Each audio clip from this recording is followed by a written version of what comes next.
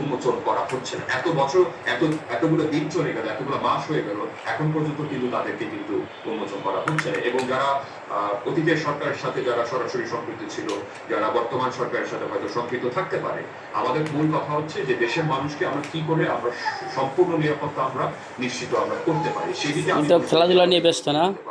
আর এই অর্থ বছরে যে বাজেটটা আমি আমি আগেও বলেছি, আমি এখনো আবারও আমি কি রান্না করতে মেজবিন আজকে আমি অবগত করতে চাই যে এই বাজেটে আমরা আমাদের আশার আকাঙ্ক্ষা ছিল যে মূল্যস্ফীতি সত্যিকার অর্থে নিয়ন্ত্রণ করবে এবং এবং দরিদ্র এবং ভালো করে রান্না করো তাড়াতাড়ি। বৈষম্যটা রয়েছে, যে কারণে এত বড় একটি পথ পরিবর্তন হলো।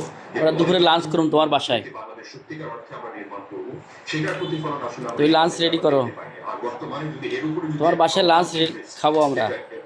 তেহরান এবং তেল আবিবের যে যুদ্ধ, যেটা আগামী দিনে আরো বড় আকারে ছড়ে পড়ানোর একটি সম্ভাবনা রয়েছে, সেটার ফলশ্রুতিতে কিন্তু বাংলাদেশের দরকারি আমি মনে করি যে সেন্ট্রাল এশিয়া থেকে শুরু করে আমি মনে করি যে দক্ষিণ এশিয়ার প্রত্যেকটা দেশ কিন্তু ভয়ঙ্করভাবে কিন্তু ক্ষতিগ্রস্ত হওয়ার একটি সম্ভাবনা রয়েছে।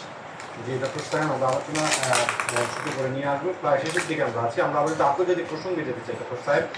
আমাদের বা সাধারণ মানুষের চোখের সামনে আসলে থাকে যুদ্ধ, কিন্তু এর পেছনে বিশ্বের যে পরাশক্তিগুলো রয়েছে তাদের অর্থনৈতিক আগ্রাসন পরিসর বাড়ানোর পরিকল্পনাটা আসলে কিভাবে কাজ করে?